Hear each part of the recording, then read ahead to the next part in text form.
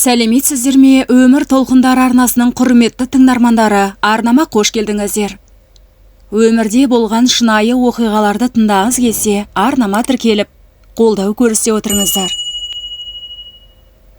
Ару өзінің балалық шағын терең күрсініп еске алады. Өйткені Аруда айтарлықтай бақытты балалық шағы да болмады. Кішкентай кезінен көрген қорлығы Аруды ерте есейтіп жібергенде. Ару кішкентай кезінен әлжуаз, аурушаң болып өсті. Онысымен қоса, 7 жас шамасында Аруды сиыр теуіп кетіп, қорыққанынан кекештеніп сөйлейтін болып қалды. Енді ғана мектеп табалдырығын аттаған Ару үшін бұл өте ауыр соққы болды. Себебі мектепке барып, білім алып, дос табамын деген арманы су сепкендей болды. Бірге оқитын сыныптастары Аруды көп мазақтайтын. Оны кекештеп келеке етіп отыратын. Енді ғана өмірдің жаңа баспалдағына көтерілген Аруға ол оңай болмады. Күнделікті қайталанатын осы жағдай Аруды мүлдем басып тастады. Ешкімге қосылмай, томсырайып, тұйықталып тек өзі ғана жүретін еді. Не досы жоқ, өзі ғана жалғыздықпен жабырқап өскен Арудың күні осылай өте берді. Айлар өтіп, артынан жылдар келе берді. Арудың 8-ші сыныптан бастап денсаулығында тағы өзгерістер болды. Бұл жолы Ару гормон дәрілерін қабылдай бастады. Онысы Аруды толдырып жіберді. Енді ғана бой түзеп келе жатқан Ару сыныптас ұл қыздардың ендігі толық, семіз деген сөздерін естіп, одан сайын тұйықталып кетті. Өзімен өзі ешкімге қосылмай, тағы жүре берді. Уақытта тоқтамастан сырғи берді. Кеше ғана кішкентай қыз өзінің қалай есейіп кеткенін де байқамай қалды. 9-шы сынып кезінде Арудың сыныбына Айман Шолпан деген 2 егіз қыздар келді. Келген егіз қыздар қарапайым қыздар еді. Оларды да сыныптастары жақтырмай, өздерінің қатарына қоспады. Бірақ бұл жағдай Ару үшін оңынан шешілді. Өйткені келген егіз қыздармен Ару құрбы болды. Неше жылғы арманы орындалып, құрбы тапқан Арудың қуанышында шек жоқ еді. Міне, солай мектептің қызығымен шыжығы қатармен жүріп, 11-ші сыныпқа қалай аяқ басқанында білмей қалды. Бұл уақытта сыныптастары есейіп, бұрынғы ара қатынас шамалы жақсарған еді. Аруда бой түзеп қалған. Нұрбек есімді жігітпен сөйлесіп жүрген кезі болатын. 8-ші наурыз күні сыныптастар ұйымдасып отырыс өткізбекші болды. Барлығы дерлік баратын болып келісті. Арудың да барғысы келіп еді, әкесін тастап кете алмады. Өйткені әкесі сол күні мас болып келді. Ал анасы мен інісі төркіндеп кеткен еді. Амал жоқтан қатарынан қалып, бармайтын болып шешті. Кеш батып, дала қараңғы болып қалған кез. Ару сыныптастарына қосыла алмай үйде отырған. Кенет әкесі қызының бөлмесіне кіріп келді. Өзі өлер деймас, келгеннен Аруға сөйлей бастады. Басында не айтып жатқанын түсінбеген Ару сосын аңғарды. Әкесі Аруға қызы емес, құдды бір басқа қызға сөйлегендей әңгіме айтып отыр екен. Әкесі болғанға Ару, қаншама есіңізді жиыңыз әке, десе де, еш есі кірер емес. Мастықпен айтып отырған болар, қояр деп ойлады. Бірақ әкесі енді сөзді қойып, қызына тиісе бастады. Мұндайды күтпеген Ару қорыққанынан мас әкесін итеріп жіберіп, жүгіріп далаға қашып шықты. Жүрегі дүрсілдеп, ентігін басалмай далада біраз тұрды. Ойының бәрі жан жақта. Әкесіне ашулы болып тұрды. Мұнысы несі? Не істегелі жатыр? Қуарақтың кесірі, деп бір жағынан сыбап алса, екінші жағынан соны қашан қояр екен? Әшпесе тіпті жақсы, деп әкесін ақтап алып тұрды. Бірақ сол мезетте үйге қайта кіруге құлқы болмады. Бір жағынан қорқып та тұр. Не керек? Есіне Нұрбек түсіп, телефон нөмірін тере бастады. Ол да күтіп отырғандай, тұтқаны дереу көтере қойды. Екеуі біраз сөйлесіп, Нұрбек аруға келетін болып шешті. Нұрбек қалада тұратын. Ару қалаға жақын маңдағы ауылда тұратын еді. Ол келгенше біраз уақыт керек. Сыртта тұра бермесі анық. Өзі әзірге сыныптастарының отырысына келді. Сыныптастарымен сағатқа жуық отырғаны сол, Нұрбек келіп тұрман деп хабарласып қалды. Сыртқа шығып, екеуі сөйлесіп тұрды. Кенет Нұрбек, жүрсеңші қалаға, қыдырып қайтайық. Отырыстарың біткенше келіп қаламыз, деді. Ойланып қалған Ару, барсақ барайық, уақытында алып келсең болды, деп келісті. Келіскенінің бір жағы әкесіне ашуы тарқамай, ерегесіп жасаған ісі еді. Содан екеуі қалаға қарай шығып кетті. Арудың әлі де есінен әкесінің қылықтары кетер емес. Арудың ішін жегідей жеп барады. Өз әкем маған қиянат жасамақшы болды. Аяғы немен бітер еді? Үйден қашып шыққаным дұрыс болды, деп өз оймен әлек болды. Кенет Нұрбектің тамақтанып алайық деген сөзі ойын бөліп жіберді. Басын изеген Аруды Нұрбек бір кішкене сыраханаға әкелді. Бірінші тамақтанып, артынан Нұрбек сыра ішіп алды. Аруға ұсынған еді. Ашумен ол да сыраны ішіп отырды. Бұл Арудың алғаш сыра ішуі еді. Бұрын соңды ішпеген қыз масайып қалды. Есінің бәрін білгенімен, денесі босаңсып отыра берді. Уақыт сырғып өтіп жатыр. Бір қарағанда сағат тілі түнгі 3 болыпты. Қатты кеш болып кетті деп ойлаған Ару, Нұрбекке үйіне апарып салуын өтінді. Жарайды деп, екеуі сыраханадан шығып, мәшинеге қарай жүрді. Екеуі де масаң күйде, мәшинеге отырғаны сол. Нұрбек сезімге беріліп, Аруға тиісе бастады. Ару қарсы болды. Бірақ Нұрбек қарсыласқанына тіпті қарамады. Арудың sıрадан кейін аяқ қолы әлсіреп, Нұрбекке шамасы жетпеді. Сонымен арпаласамын деп шаршап та қалды. Соқпақтай жігіт өз дегеніне жетпесе көңілі жай таппайтыны анық. Ақыры өз ойындағысын іске асырды. Одан арғысы Арудың есінде жоқ, ұйықтап кетті. Көзіне жарық түсіп жатқаны сол. Ару оянып кетіп, сағатына қарады. Сағат таңғы 6-дан кетіпті. Енді ғана бозарып таң атып келе жатыр екен. Дереу есін жайып, Нұрбекті оятып, ештеңе деместен ауылына апарып тастауын өтінді. Нұрбекте үн жоқ. Аруды ауылына апарған күйі қайта қалаға қайтып кетті. Сол кеткеннен мол кетті. Не себепті екені белгісіз. Бірнеше ай өтсе де еш хабарласпады. Ару да Нұрбекті іздемеді. Бұл уақытта Ару 11-ші сыныпты бітіріп, оқуға дайындалып жүрген кезі. Бағы жанып, грантқа медколледжге түсіп кетті. Енді Ару болашақ медбике. Жаңа орта, жаңа таныстық. Бұл уақыт Ару үшін қызығы мол кезер еді. Бірінші курсты аман есен бітіріп, екінші курсқа аяқ басты. Ол кезде ВК желісінің шарықтап тұрған кезі.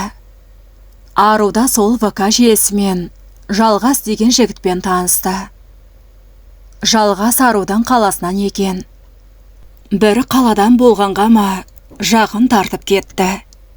Екеуі телефон нөмірімен алмасып, күнде сөйлесіп жүрді.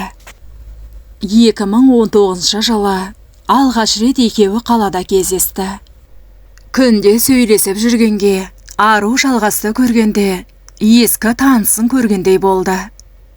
Қатты жақын тартты. Бірақ Жалғасты бір көргеннен ұнатып та қалған еді. Жалғастың да ұнатқаны көзінен көрініп-ақ тұр. Бір-бірінен көздерін алмай қарайды. Екеуі ұзақ әңгіме дүкен құрып, серуендеп, түнгі қаланы аралады. Ертесіне Ару жұмыстармен өз ауылына жол тартып кетті. Жалғаста Аруды ұнатқаны сонша, Арудың ізімен сол ауылға қонақ болып, туысқанының үйіне келді. Күнде кешкісін кездесіп сөйлесіп жүрді. Әңгімесі жарасып, күнде бір-бірін көрмесе тұра алмастай халге жетті. Сезімдері махаббатқа ұласты. Бірақ бұл махаббат тағы көпке созылмады. Сезімін білдіріп, жақсы көретінін айтып жүрген Жалғас 2 айдан кейін ұшты күйлі жоқ болды. Ешқандай хат хабар болмады. Бұл кезде Ару оқуына кеткен еді. Бұл жағдай Аруға қатты соққы болды. Оқуға деген еш сауқы болмай, онысы да жайына қалды. Жауапсыз махаббаттан қатты қиналды. Күндіз-түні тек Жалғасты ойлап, жылаумен күні өтіп жатты. Өйткені Ару Жалғасты қатты сүйіп қалған еді. Болашағын Жалғаспен елестетіп отыратын. Бірақ қанша қиналса да, қайтып келген Жалғас жоқ. 1 ай оқудан қалған Ару, амал жоқ, қайта есін жиып, оқуына барды. Бұл кезде карантин енді басталып жатқан кез. Оқулары қашықтықтан оқуға ауысып, қайта ауылына қайтты. Солай жүріп, 2-ші курсты да аяқтады. Біраз уақыт ауылда болған Ару, ауылда жай жатқанша жұмыспен айналысқысы келді. Қасына құрбысын ертіп, қалаға барып, бір кафеге даяшы болып жұмысқа тұрды. Екеуі бір пәтерде тұрып, жұмыс жасап жүрді. Әсеп жатқандарына біраз айдың жүзі болған. Бір күні өздері оқитын қалаға құрбысы жұмыстармен бармақшы болды. Ару құрбысын қимай, шығарып салып, үйіне қарай қоғамдық көлікке отырды. Отырғаны сол, көзіне жарқ етіп, өзіне таныс адамды байқады. Иә, бұл Жалғас еді. Сүйемін, жақсы көремін деп, жоқ болып кеткен Жалғас. Қаншама күнді ұйқысыз өткізіп, хабарласып қалар деп күткен Жалғасы еді. Ару бірден жүгіріп барып, қайда жүрсің, неге хабарсыз кеттің, деп айтқысы келді. Бірақ қоғамдық көлікте адам көп болған соң, қасына бара алмады. Тұрған орнынан қимылдай алмады. Құдды аяғына тас байланып қалғандай. Не керек, жолда Жалғас түсіп қалып, ойындағы сұрақты Ару қойып та үлгірмеді. Бірақ одан кейін де, қай жерде жүрсе де, Жалғасты көзімен іздеуді шығарды. Жолығып қалармын, осы қалада жүр, деген бір үміті өшпей тұрды. Қаншама іздегенімен таба алмады. Сосын күдерін үзген Ару, жұмысымен алданып қайта жүре берді. Көп ұзамай оқуының да басталатын уақыты келді. Енді 3-ші курсты қашықтықтан емес, барып оқитын болды. Жұмыстан шығып, қайта оқуына барды. Барғаннан бірге оқитын группаласымен бірге тұрды. Күнде сабағына барып келіп жүрді. Уақытта зымырап өтіп, жаңа жылда келіп қалды. Бірақ бұл жолы Ару жаңа жылды үйінде емес, құрбыларымен өткізді. Қасында неше адам болса да, өзін жабырқаулы сезінді. Өйткені былтырға жала Жалғаспен сағаттап сөйлесіп, жаңа жыл кереметтей болып еді. Өзінің сезімін білдіріп, өмірдің мәні бардай сезілетін. Биылғы жыл тым тарас, ешқандай қызығы жоқтай өтті. Қаншама рет жалғасты ойламайын деседі, жүрегі шіркін, жалғас деп тұрды. Солай уақыт өтіп, ақпан айының 20-сы да келіп жетті. Бұл күн ару үшін ұмытылмастай күн. Өйткені жалғаспен сөйлескен соңғы күні. Күндікпен көңілі жабырқаулы жүрген ару бір жыл бұрынғыны ойлап отырды. Кенет ВК желісіне кіріп, жалғасқа хат жазды. Өзінің әлі де сүйетіндігін жасыра алмады. Осы уақытқа дейін сағынғанын, көргісі келетінін, ішінде тұншығып жатқан барлық сезімін білдірді. Сезімге толы хатты оқығанда, жалғаста шыдай алмады. Аруға жауап қайтарды.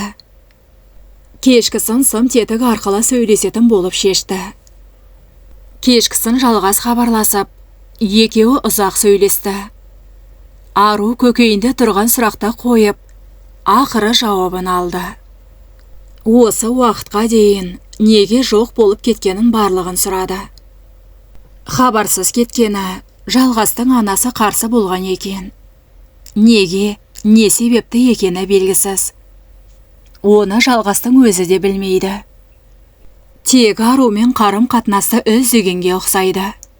Не керек, екеуі ұзақ сөйлесті.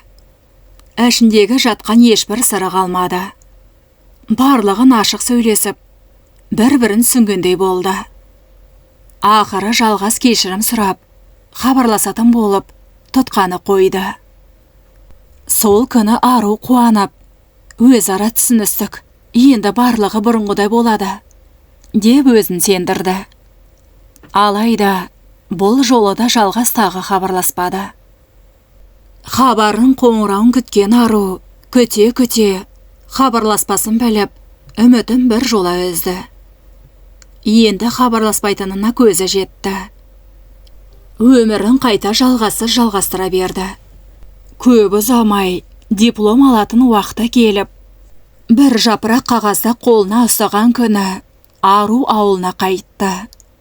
Ауылда көп болмай, 2021 жылдың қыркүйек айында ару қайтадан Астана қаласына жол тартты. Әсем қалаға барып, барлығын ұмытып, жұмысқа тұрып, жаңа өмір бастағысы келді. Жұмыста пәтердің барлығын сымтетік арқылы тауып қойған ару Астана қаласына келіп, орнығып алды. Келесі күні-ақ жұмысқа кірісіп те кетті. Бірақ ауылдан шыққан ару орыс тіліне шорқақ еді. Сонысының кесірі тиіп, алғашқы орналасқан жақсы жұмысынан айырылып қалды. Бірақ көп уақыт өтпей, зертханадан жұмыс тапты. Жұмыс уақыты таңғы 7-ден түскі 3-ге дейін болды. Сондықтан жалақысы да аз мөлшерде еді. Бірақ жұмыс тапқан ару бұл жұмысқа да қанағат тұтып жүре берді. Көп уақыт өтпей, бір сайт арқылы Ислам деген жігітпен танысты. Ол жігітте арудың туып өскен қаласынан болып шықты. Уақытша Астанада құрылыста істеп жүрді. Екеуі бір қалада жүргендіктен жолығып жақынырақ танысты. 2-3 кездескен соң, Ислам арудың өмірінде бір құпия барын сезді де, басты сұрақты қойды. Ару, сенің өмірінде қандайда бір өкініш бар ма? Деп сұрады. Бұл сұрақ аруға ауыр болғанымен айтуды жөн көрді. Өйткені исламға сенім артуға болады деп ойлады. Өзінің басында не жағдай болғанын ешбір сырын бүкпей айтып берді. Мұқият тыңдап отырған Ислам аруды жазғырмады. Тек бәрі жақсы болады, еш уайымдама, деп сөз жәрдемін берді. Бірақ барлық сырды білсе де, Ислам арудан бас тартпады. Сезімін білдіріп, ұнатып қалғанын айтып жүрді. Кейде қаржы жағынан қиналса, онысына да көмектесіп жүрді. Өйткені сол уақытта ару кішкене қиналып жүрген. Ата-анасына салмақ салғысы келмей, кредитке телефон алған. Сол қарыздарын жабуға көмектесетін.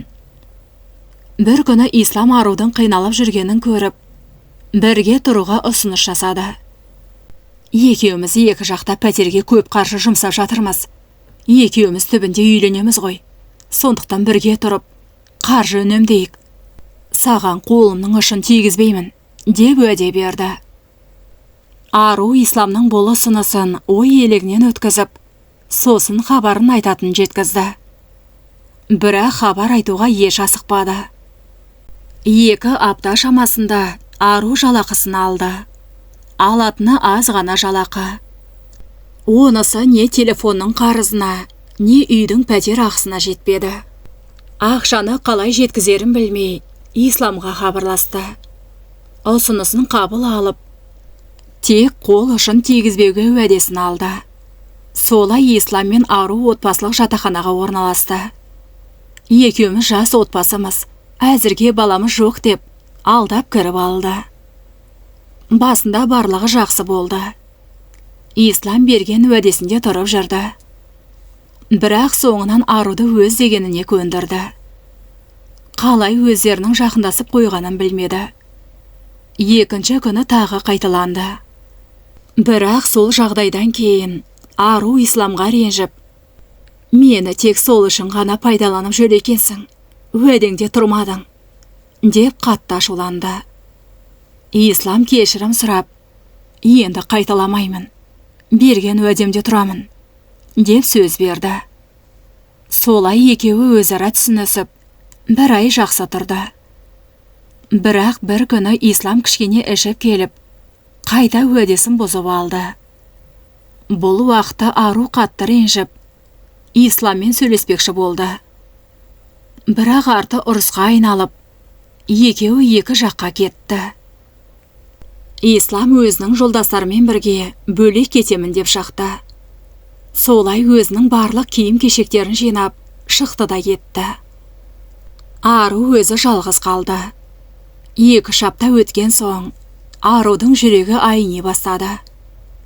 Еш тамаққа тәбеті болмай, жатып қалатында шығарды.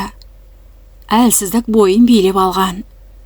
Өзі медицина қызметкері болған соң, бірденнің не болғанын біліп ақ тұр.